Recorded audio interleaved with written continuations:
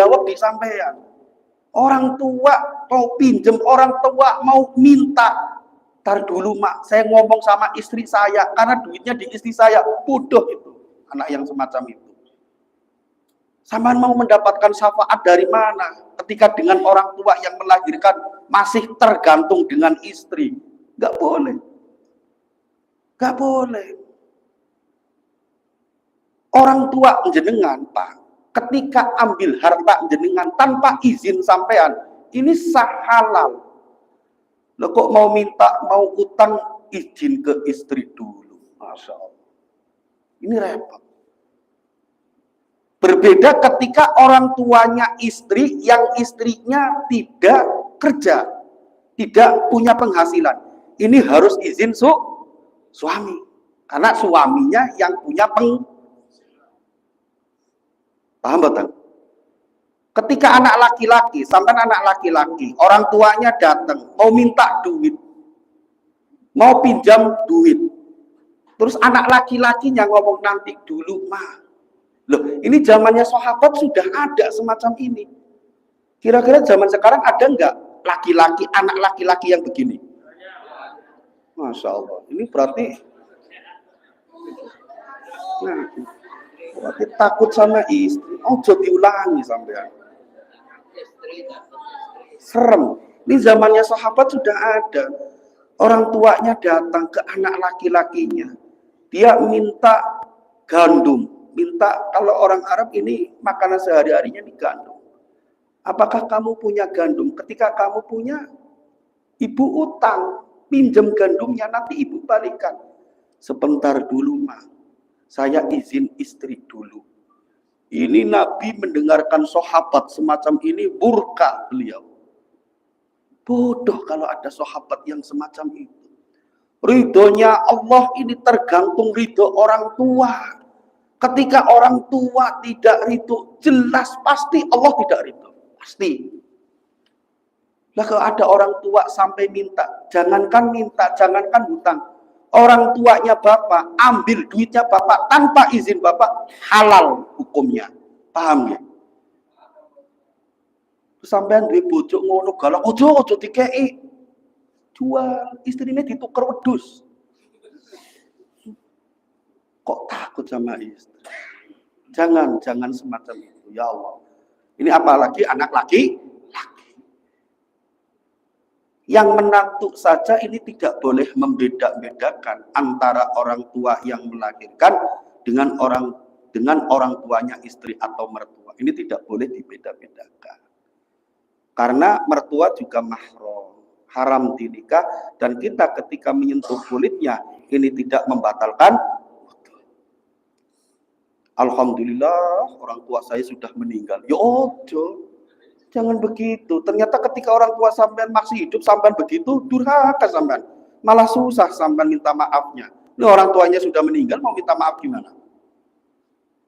Makanya ketika orang tua panjenengan, mertua panjenengan ini masih hidup, jadikan dia jimat. Jimat bahasa Indonesianya apa jimat? Jadikan dia dukun yang paling ampuh. Bahkan Jeng Nabi ini bersabda, doanya 70 Nabi ini bukan bandingannya, tidak sebanding dengan doanya orang tua kita. Doanya ribuan wali ini tidak sebanding dengan doanya orang tua kita. Ketika panjenengan orang tuanya masih hidup, ketika panjenengan mertuanya masih hidup, muliakan, mumpung dia masih hidup. Mumpung. Ketika orang tua merawat anaknya, ini dia nunggu supaya anaknya umurnya panjang. Didoakan supaya panjang umur dan lain sebagainya. Tapi ketika anak merawat orang tuanya, ini ditunggu matinya. Bener kan? Karena sudah tua, nggak lama lagi. Mumpung masih ada kesempatan panjenengan ini berbakti dengan orang tua. Ketika panjenengan ini masih mempunyai orang tua, atau mertua yang masih hidup. Mertua ini sama keramatnya dengan orang tua panjenengan. Sampean durhaka dengan mertua, bakal barokah. Ada menantu yang masih kikir, masih pelit, medit dengan mertua, jangan harap hidupnya barokah. Yakin nggak barokah? Meskipun duitnya banyak. Orang duitnya banyak belum tentu barokah. Belum tentu. Orang tidak punya duit belum tentu tidak barokah. Bisa juga barokah. Barokah kan adanya di hati. Bagaimana cara kita menyikapinya? Ya Allah, saya kok duit dapat sekian hilang nggak tahu kemana. Saya dapat duit hilang nggak tahu kemana. Anak saya nakal, bisnis saya selalu gagal terus. Mungkin Bapak Ibu ini mempunyai kesalahan dengan orang tuanya. Mungkin mempunyai kesalahan dengan mertuanya. Mungkin tidak mendoakan orang tuanya atau mertuanya yang sudah meninggal dunia. Karena ridhonya Gusti Allah, ridhonya Allah ini tergantung ridho orang tua. Ridhonya istri ini tergantung ridho suami. Maka berbahagialah ketika menjadi istri mati dulu daripada suami. Kalau bisa bojone iki istrinya mati dulu. Kalau ibu meninggal duluan daripada suami, akhirnya suaminya ridho. Ini Gusti Allah ridho. Suaminya meninggal duluan, ternyata ibu masih punya dosa dengan suami. Iya jal sama jaluk maaf. Karena ridhonya Allah tergantung ridhonya suami. Ini jika perempuan yang bersuami. Alhamdulillah, untungnya aku saiki jadi janda dipegat sing lanange. Yo jongo. Berbahagialah perempuan yang menjadi janda. Tapi jandanya janda pegatan. Jadi mertua menurut hadisnya Nabi yang pertama al-abu alladzi waladuka, orang yang telah melahirkan kita. Yang kedua al-abu alladzi zaujuka, orang tuanya istri atau suami kita. Yang ketiga al-abu alladzi ilmuka, orang yang telah mengajarimu ilmu agama. Waduh, Pak Ustaz, ganti amplopi. Bukan, cuma nerang notok. Kadang karo ustadznya ketemu, halo coy, murid kurang ajar. Kadang ketemu ustadznya, Pak Ustadz nanti malam tahlil di rumah saya. Oke bro, tahlil. Kasih amplop. Ini amplop apa? Sedekah. Bukan, kalau sedekah, kalau saya nggak berangkat ya amplopnya enggak. Ya udah berarti amplop bayaran. Kasih amplop. Kasih parcel. Yang lainnya, jamaah yang lainnya berkatnya 1, ustadznya yang imam tahlil berkatnya 3. 5 malah. 1 bawa parcel, 1 bawa berkat 3. Orang yang semacam ini ngerepoti guru. Emang dikira seneng saya begitu. Wis ngimami, wis ngajari direpoti gun gawa berkat, gawa parcel. Pak, kalau datang ke rumah saya nanti tak kasih beras 1 karung. Umpama bapak sampean datang ke rumah sampean terus dikasih beras 1 karung, suruh ngangkat sendiri. Ikut durhaka apa enggak gitu? Yang mau ngasih dianterin. Jenengan kalau mau ngasih guru nih dianterin. Ojo guru nih disiksa, suruh ngimami tahlil, diamplopi kayak berkat, kayak anu guru nih, ya Allah. Jalan kaki, waduh Pak Ustaz, panen. Ikan kerepoti. Emang dikira senang Ustaz begitu? Mungkin kalau Ustaz sono mungkin senang bawanya banyak. Ustaz sini nggak senang, repoti sampean. Kalaupun saya dapat juga paling yang makan Dwi, Hakim, Mbah Tarto. Ngerepoti. Jadi orang tua menurut hadisnya Kanjeng Nabi ini orang yang telah melahirkan kita, orang tuanya istri atau suami kita, dan orang yang telah mengajari ilmu agama ke kita. Niku orang tua. Laulal murabbi la a'rafa rabbi. Tanpa guruku aku tidak akan mengenal Tuhanku. Woyo. Kan katanya begitu kan. Ketika orang tua panjenengan yang telah melahirkan, dia menafkahi jasadnya tok. Menafkahi badannya saja. Ketika jasadnya sudah meninggal dunia, ini tidak ada pertanyaan dari malaikat, ini tidak ada. Jasad ya sudah ketika meninggal dunia, dia dimakan rakyat, dimakan ular, dimakan kalajengking. Tapi roh yang memberikan nafkah roh, ini yang akan dimintai pertanggungjawaban oleh Allah Subhanahu wa Ta'ala. Ini ruh. Orang yang telah mengajari ilmu agama ke panjenengan ini telah menafkahi ruh yang sebenarnya dulunya saya sebelum ngaji nggak ngerti fardunya wudu, nggak ngerti fardunya mandi, yang akhirnya wudu saya tidak sah, yang akhirnya mandi saya tidak sah, yang akhirnya saya sholat tidak sah, akhirnya saya ngaji, saya jadi paham, yang akhirnya sholatnya sah, wudunya sah, mandinya sah. Ini guru yang semacam itu menafkahi ruh kita, dan ruh kita ini yang akan dimintai pertanggungjawaban oleh Allah Subhanahu wa Ta'ala. Kalau jasad kasih makan dung airnya lemu kayak duwi gendut, ketika sudah mati ya sudah hilang jasad. Tapi kalau ruh ini di yaumul mahsyar nanti akan dimintai pertanggungjawaban, dan ternyata yang diajarkan sesat ini gurunya yang akan bertanggung jawab. Penake dadi murid begitu. Saya pun murid. Saya punya guru, makanya ketika belajar ini dengan guru yang mempunyai sanad. Saya punya guru, saya punya guru lagi sampai sanadnya ini sanadnya sampai bersambung ke Jeng Nabi Muhammad sallallahu alaihi wasallam. Jenengan ojo belajar nang Google, jangan belajar ke YouTube, karena belajar di Google, belajar di YouTube itu tidak bersanad. Ketika itu sesat, siapa yang tanggung jawab? Paham gak? Jadi ketika pun belajar, makanya ketika ada amaliyah yang di Google, yang di YouTube, terus panjenengan kerjakan, ini tidak berfaedah dan tidak ada fadilahnya.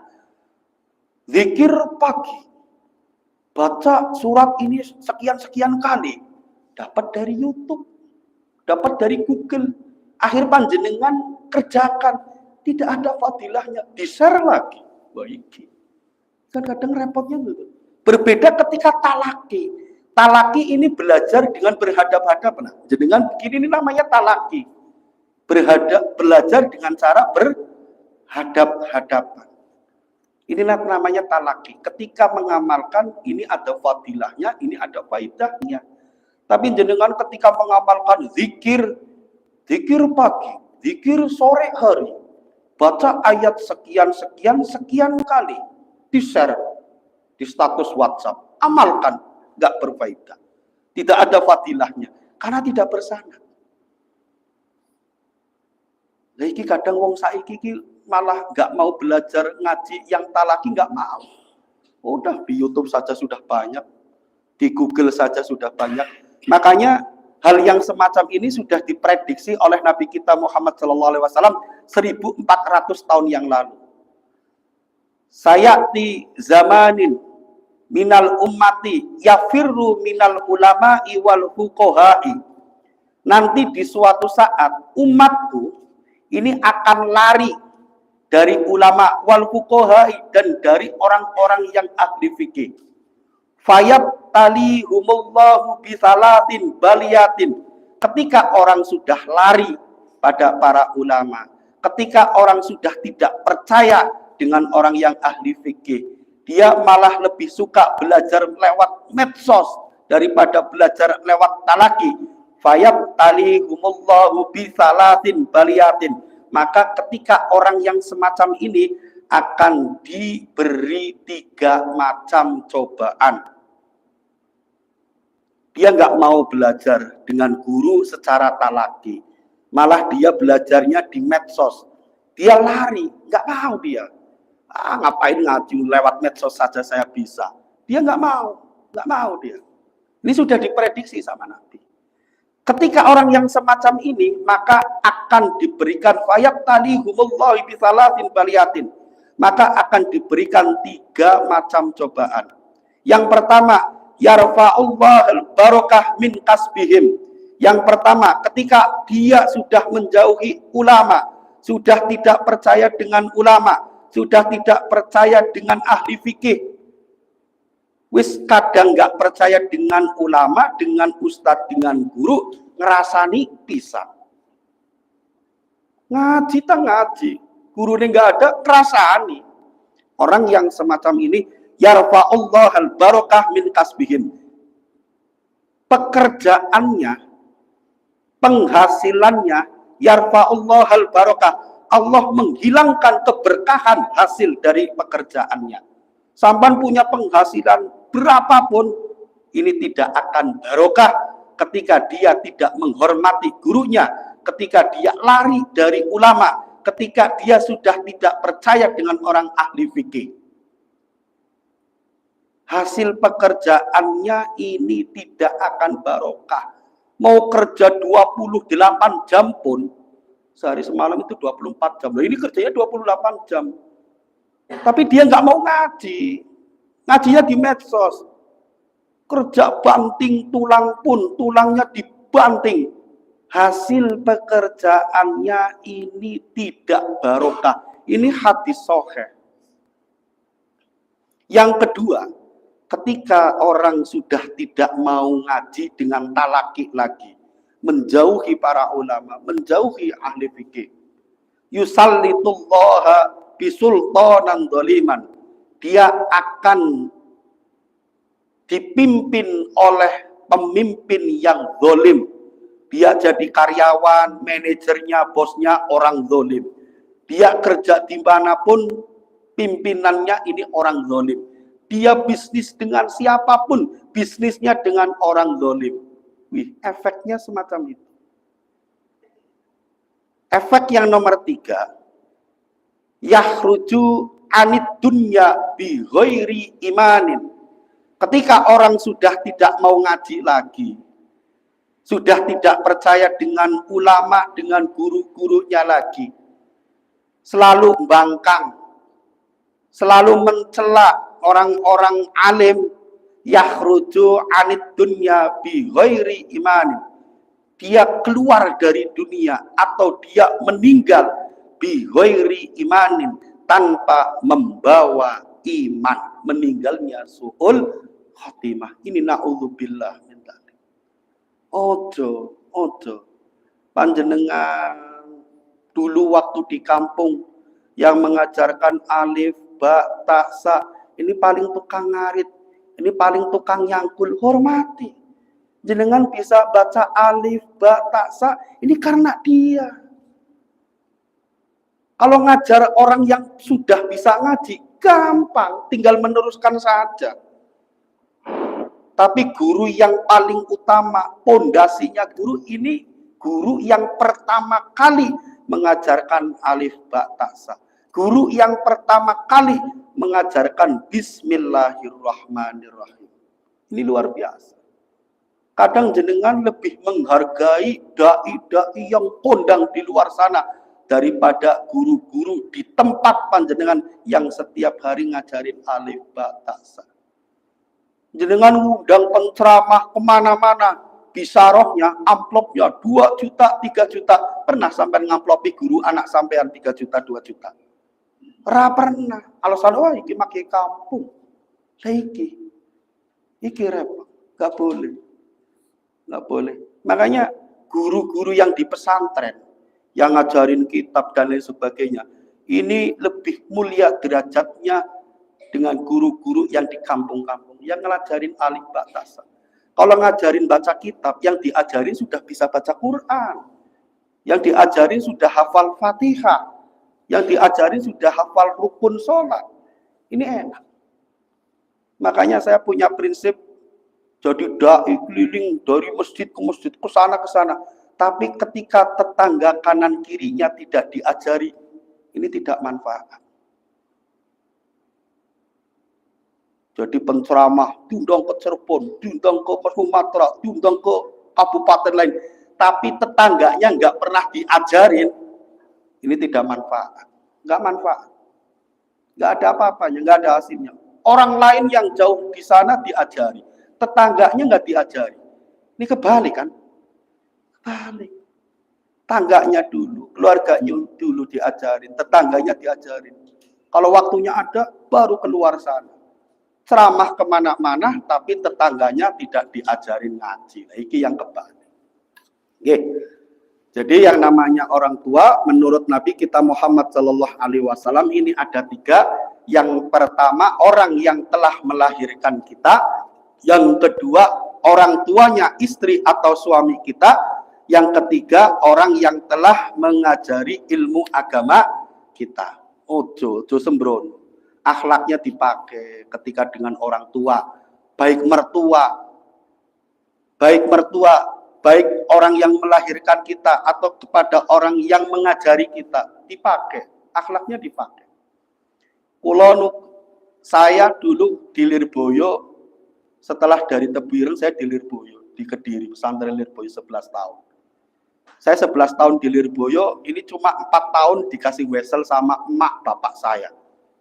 Ya karena memang orang tua saya nggak mampu weselin saya. Anaknya masih kecil-kecil, masih cilik-cilik, nang pondok kabeh di pesantren semua. Jadi dari tahun 2006 sampai 2011 kula boten diweseli. Saya nggak diweseli. Dari tahun 2006 masih ingat saya. Wah, mak saya si Raja Tega. Enggak. Saya butuhnya cuma doa. 2006 sampai 2011, pinten tahun, 7 tahun pokoknya saya nggak diweseli 7 tahun. Ini nggak diweseli. Karena saya kepengen bisa, pengen ngaji. Karena nggak punya duit, karena nggak diweseli kan nggak duit kan. Saya jadi tukang ngarit. Cuman ngerti ngarit boten? Kiai saya punya sapi, saya yang tukang nyari rumput. Terakhir 2010 saya yang tukang masak warungnya kiai punya warung ya. Saya tukang masaknya. Ben iso mangan gratis, biar dibeliin baju, biar dibeliin kitab, ben sekolahnya gratis. 7 tahun, alhamdulillah. Karena ya kepengen bisa. Makanya nggak heran, Pak Ustadz iso dagang pecel, iso biasa ngarit, biasa-biasa saja. Masak bendino, jal sampean, iso sampean ngarit. Kalaupun bisa njaluk upah sampean. Nah niku, karena saya anggap guru saya itu orang tua saya. Yang memberikan nafkah ruh saya ini guru saya. Makanya saya ngarit, saya masakin masakannya beliau. Ini belum ada bandingannya dengan ilmu yang beliau berikan ke saya. Panjenengan bisa jadi semacam ini, bisa jadi orang kaya, bisa sehat, umur sekian masih hidup. Ini bukan kehebatan sampean, tapi karena doa orang tua sampean. Sampean bisa jadi alim, bisa jadi orang kaya, bisa bekerja, iso dagang sate, bukan karena hebatnya sampean, tapi karena doanya orang tua. Oh ya mungkin waktu masih kecil, ya Allah, buka-buka ki bocah iki jadi tukang sate. Oh ya beneran jadi tukang sate. Ireng bisa. Ya karena memang dongannya mungkin begitu. Ya Allah, muka-muka paringi sukses. Ya memang suksesnya memang jadi tukang sate. Coba kalau nggak jadi tukang sate, jadi menteri, nggak bakalan ngaji. Bener orang? Karena sibuk. Dia bisa ngaji, ya karena jadi tukang sate. Nah, makanya saya rajin jamaah Pak Ustadz 5 waktu, karena sampean pengangguran. Coba kalau sampean sibuk, Jumatan aja kadang nggak di sini, kadang nggak di sini. Sibuk. Oh iya, sibuk. Kulo bukan menceritakan, mohon maaf, kulo pengurus masjid, niku jarang jamaah di sini. Sudah kemarin diprotes saya sama tukang sate. 2 kali Jumatan pasti nyari amplop yang lebih gede. Enggak tukang sate. Halo. Entah iki Mbah. Halo, ini lagi ceramah.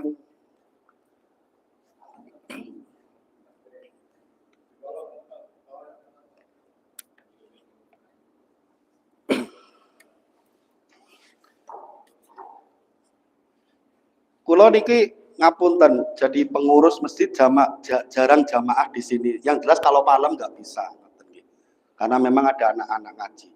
Kalau siang, kulo ada kegiatan tambahan. Kulo niki kuliah lagi, wow, ngobrol, pamer, nggak pamer, supaya jenengan ngerti. Oh Pak Ustadz sekarang jarang kuliah lagi kulo. Sama istri saya sama daripada kuliah meneh, ben rada pinter, sama muridnya mau so pinter muridnya, kuliah lagi.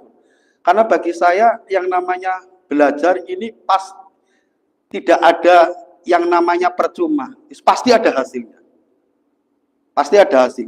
Namanya tolabul ilmu itu ilalati yang namanya belajar ilmu ini dari mulai buayan, dari mulai lahir sampai nyawa di tenggorokan. Sekalipun nanti wisuda ada ijazahnya, nggak buat kerja, tapi pasti ini manfaat. Oh, pantesan saiki jarang kelihatan karena ustadznya lagi kuliah maning. Ngoten nggih. Ngapunten iki harus saya terangkan karena khawatirnya Ustadz kok jarang kesini. Kulo sekolah lagi sekolah lagi. Golek apa? Yus golek ilmu nih Gusti Allah. Pasti manfaat. Bismillahirrahmanirrahim. Faslun ai hadza faslun wal matruku minas salat. Bab menjelaskan perkara yang ketika ditinggalkan ketika lagi sholat. Itu perkara yang ditinggalkan ketika sholat. Fal fardu la yanubu anhu sujudu sahwi bal in dzukirahu wa zamanu qaribun ata bihi wa bana alaihi. Ketika kita meninggalkan rukun sholat atau fardunya sholat, la yanubu anhu sujudi sahwi, maka tidak bisa diganti dengan sujud sahwi. Jadi ketika yang ditinggalkan rukun sholat, ketika kita lupa mengerjakan salah satu rukun sholat, maka tidak bisa diganti dengan sujud sahwi. Sujud sahwi ini pengganti sunnah ab'ad yang ketika lupa dikerjakan. Jadi ketika sunnah ab'ad kita lupa mengerjakan sunnah ab'ad, maka diganti dengan sujud sahwi. Sunnah ab'ad ini apa saja? Tahiyat awal dan kunut. Ini hukumnya sunnah ab'ad. Ketika kita lupa mengerjakan tahiyat awal, ketika kita lupa mengerjakan kunut, maka tahiyat awal tersebut diganti dengan sujud sahwi. Jadi yang namanya sujud sahwi adalah pengganti sunnah ab'ad yang kita lupa kerjakan. Jadi kita lupa nggak mengerjakan tahiyat awal. Ini lupa, bukan sengaja. Lupa nggak mengerjakan tahiyat awal, maka diganti sujud sahwi. Kita lupa baca doa kunut ketika sholat subuh, ketika sholat witir di separuh akhir bulan Ramadan, lupa nggak baca kunut, maka doa kunut tersebut diganti dengan sujud sahwi. Berbeda ketika yang lupa ini rukun sholat, ini tidak bisa diganti dengan sujud sahwi.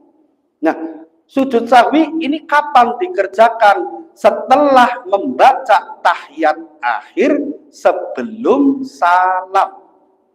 Kapan sujud sahwi ini dikerjakan? Setelah membaca tahiyat akhir sebelum salam. Contoh, ibu bapak sholat maghrib. Di rakaat kedua lupa mengerjakan tahiyat awal. Tahiyat awal ini hukumnya apa? Wajib apa sunnah? Sunnah, namanya sunnah ab'ad.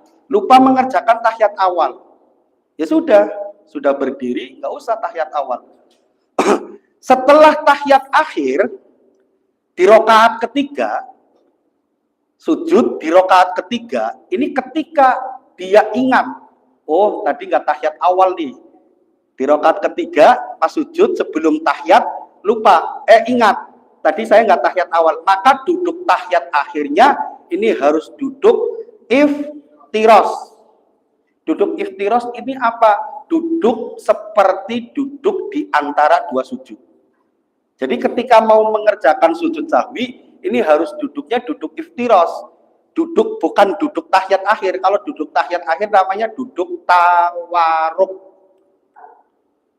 Wah, tadi saya nggak tahiyat awal. Nah, ketika setelah sujud di rakaat terakhir, ini duduknya iftiros. Kayak duduk tahiyat awal. Terus baca at-tahiyatul sampai innaka hamidum majid, ibu bapak sujud. Sujudnya 2 kali. Namanya sujud sah. Bacaannya apa? Subhana malayanamu wala yashu. Pak Ustaz, bacaane aku ora apal. Karena aku wis tua. Akeh utangnya bisa, akhirnya orang apal. Bacaan sujud sahwinya bagaimana kalau saya nggak apal? Subhanallah, subhanallah, subhanallah 3 kali. Terus ngangkat dari sujud, duduknya tetap kayak duduk di antara 2 sujud, terus sujud lagi, baca subhanamalayanamu wala yashu 3 kali, terus ngangkat dari sujud, baru duduk tawarruk, setelah itu baru salam. Berarti duduk di antara 2 sujud sahwi ini ada bacaannya atau tidak? Tidak ada bacaannya. Yang penting tumak ninah. Apa yang dinamakan tumak ninah? Tumak ninah adalah berhenti sejenak sekiranya membaca subhanallah. Tak ulangi lagi. Ketika kita lupa mengerjakan sunnah ab'ad adalah tahiyat awal dan qunut. Ketika kita lupa mengerjakan sunnah ab'ad, contohnya kita lupa mengerjakan tahiyat awal, maka kita disunahkan sujud sahwi. Sujud sahwinya juga hukumnya sunnah. Ketika kita nggak mengerjakan tahiyat awal, maka kita disunahkan sujud sahwi. Cara sujud sahwi bagaimana? Setelah sujud di rokaat terakhir, ini duduknya jangan duduk tahiyat akhir, tapi duduknya seperti halnya tahiyat awal. Atau duduk ketika kayak duduk di antara 2 sujud, atau namanya duduk iftiros. Setelah baca at-tahiyatul sampai innaka hamidum majid, jenengan sujud. Sujudnya 2 kali. Bacaannya subhanamalayanamu walayashu 3 kali. Yen apal, yen ora apal, subhanallah subhanallah subhanallah. Terus duduk di antara 2 sujud, diam sebentar, sujud lagi, baca subhanallah subhanallah subhanallah, atau kalau hafal subhanamalayanamu walayashu. Terus ngangkat dari sujud, baru duduk tahiyat akhir, berhenti sejenak, baru assalamualaikum warahmatullahi. Dah, paham nggih? Ketika ada orang sholat zuhur, dia menyengaja di rokaat kedua tidak mengerjakan tahiyat awal, maka orang tersebut disunahkan sujud sahwi atau tidak? Loh, dia tidak mengerjakan tahiyat awal. Karena kalau disengaja berarti tidak disunahkan sujud sahwi. Paham nggih? Karena sujud sahwi ini jika dia lupa mengerjakan sunnah ab'ad. Dah, berarti kalau disengaja salat subuh tapi aku subuh ora kunut karena aku ora hafal kunut. Umpamanya begitu. Umpamanya, contoh Dwi ora hafal kunut. Kalau Dwi hafal dadi Imam Patri umpamanya. Tukang sate gue. Sholat subuh wis ketinggalan, arep kunut sing tak waca apa ngaku rapal. Akhirnya dia sengaja. Subuhane nggak pakai kunut, ben kayak sholat duha. Wes. Dia menyengaja nggak kunut. Orang tersebut tidak disunahkan sujud sahwi. Tapi ketika dia lupa, Dwi apal kunut, apal ya wi. Dia lupa nggak kunut. Tapi dia tidak sujud sahwi. Sholatnya sah atau tidak? Loh, nggak sujud sahwi. Sah nggak, Bu?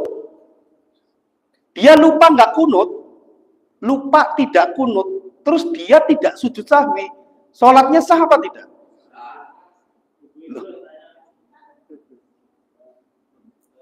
Sholat maghrib, ibu sholat maghrib, tidak mengerjakan tahiyat awal. Tahiyat awal berarti baca at-tahiyatul di rakaat kedua. Tidak mengerjakan tahiyat awal karena lupa. Terus ibu juga nggak sujud sahwi.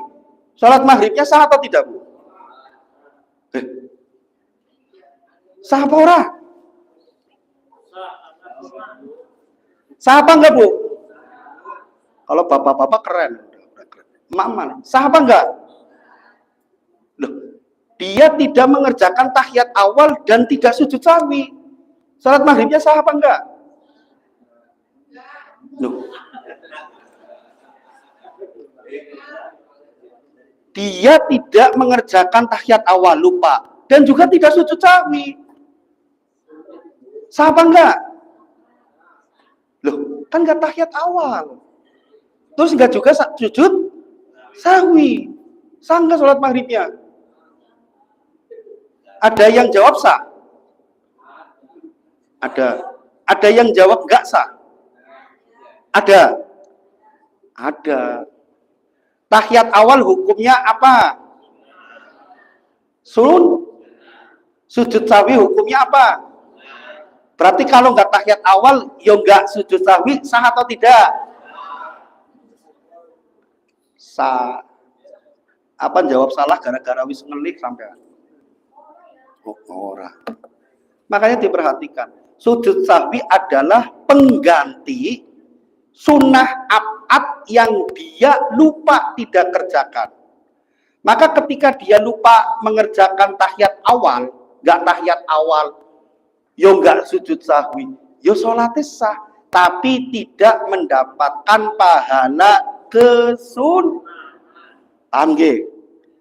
Nah, ada orang sholat maghrib sudah rencana, saya nanti tahiyat awalnya saya nggak mau kerjakan, akhirnya setelah sujud yang kedua di rakaat kedua dia langsung berdiri, memang sengaja nggak tahiyat awal.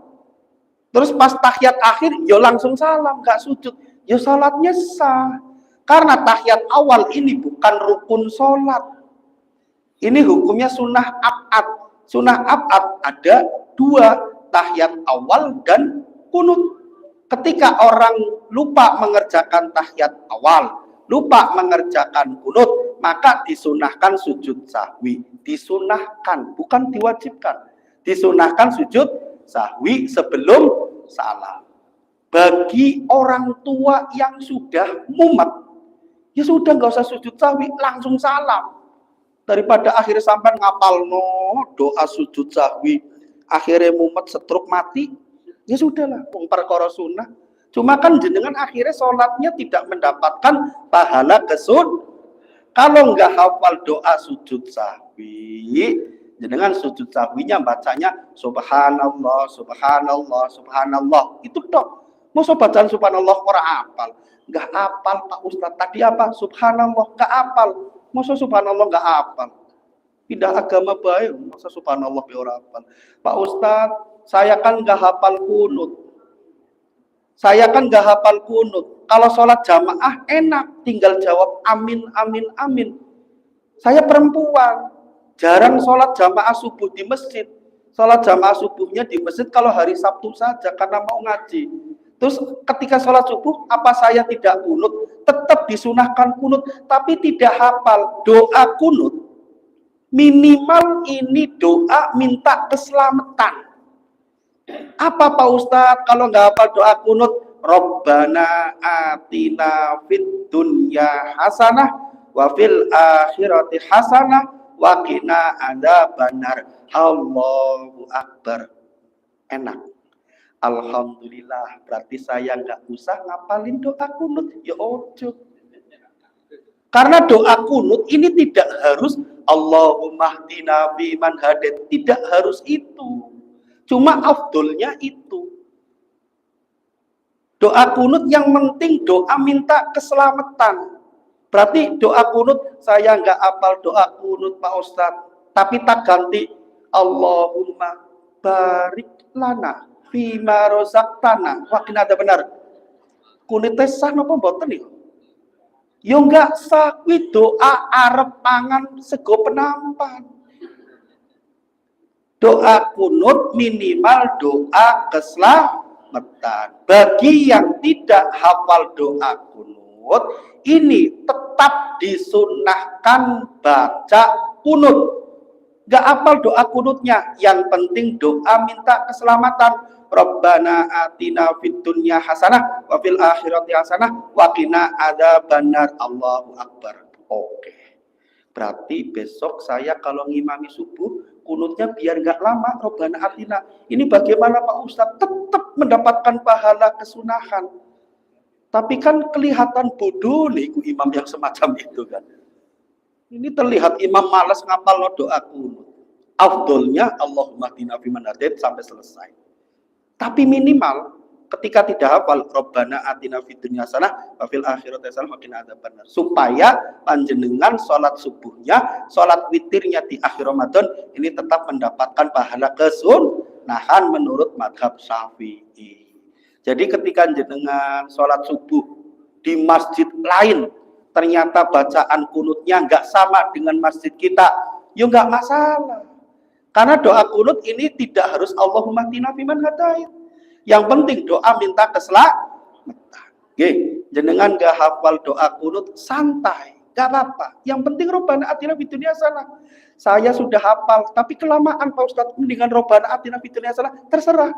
Tapi kalau ngimamin di masjid, yuk jangan Rabbana atina fid dunya hasanah. Paham gak? Mau duwi mentang-mentang kata Pak Ustadz boleh, berarti aku mau ngimamin Rabbana atina, ya jangan. Ini bagi yang tidak hafal, bonus yang tidak hafal daripada sampean mumet, ya kan? Solusinya begitu, tetap disunahkan panjenengan ketika nggak hafal minimal Rabbana atina fid dunya hasanah. Paham nggih? Mungkin dari sini ada yang ditanyakan, monggo. Niki 5:30 saja itu sudah padang. Sudah terang, nggih?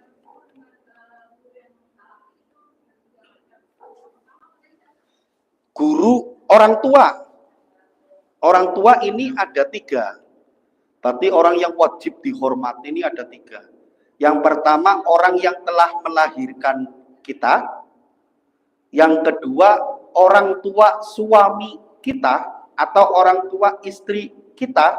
Yang ketiga guru agama yang telah mengajari kita. Guru agama. Bahasa Indonesianya ustadz. Kalau ustadz tidak ngajar dinamakan ustadz nopo boten? Ustadz Dwi. Wi, kowe ngajar apa ora wi? Ora. Cuma imam sholat, kowe dudu ustadz. Ustadz kuwi bahasa Indonesiane guru atau pengajar. Ustadz Dwi, ustadz tekon di wong paling imam tahlil tok ngomong ustadz. Dasar Ustadz ke bahasa Indonesia nego, Ustadz Dwi, Ustadz tahlil. Memang ngajar ini guru tahlil toh. Paham nggih? Monggo, mungkin ada yang ditanya, yang lainnya. Paham nggih? Paham nggih? Al-Fatihah. A'udzubillahi minasyaitonir rajim. Bismillahirrahmanirrahim. Alhamdulillahirabbil alamin, arrahmanir rahim, maliki yaumiddin. Iyyaka na'budu wa iyyaka nasta'in, ihdinas siratal mustaqim, siratal ladzina an'amta 'alaihim ghairil maghdubi 'alaihim waladdallin. Bismillahirrahmanirrahim. Alhamdulillahirabbil alamin. Allahumma shalli 'ala sayyidina habibina syafiina sayyidina maulana Muhammad wa sallim wa radhiyallahu anhum ashabihi ajmain. Alhamdulillahirabbil alamin. Hamdan syakirin, hamdan na'imin, hamdan yu'afi ni'amahu wa yukafi mazidah. Ya Rabbana lakal hamdu kama yanbaghi li jalali wajhika wa 'azimi sultanik. Allahumma rizqna rizqan hasanan halalan thayyiban mubarakan fid dini wad dunya wal akhirah. Allahumma in kana rizqi fis sama fa anzilhu wa in kana fil ardi fa akhrijhu wa in kana mu'assiran fayassirhu wa in kana ba'idan faqaribhu wa in kana haraman fatahhirhu bihaqqi min ta'limina atini ma ataita ibadikas sholihin. Rabbana yassir lana wa la tu'assir alaina. Rabbana yassir lana wa la tu'assir alaina. Rabbana yassir lana wa la tu'assir alaina fid dini wad dunya wal akhirah. Innaka ala kulli syai'in qadir. Rabbana atina fid dunya hasanah wa fil akhirati hasanah wa qina adzabannar wa adkhilnal jannata ma'al abrar. Ya Aziz, Ya Ghaffar, Ya Rabbal Alamin. Sallallahu alaihi sayyidina Muhammad Nabil Ummil wa sahbihi wa baraka salam. Subhana rabbika rabbil izzati amma yasifun wa salamun alal mursalin walhamdulillahi rabbil alamin. Bila taufiq hidayah. Assalamualaikum warahmatullahi wabarakatuh.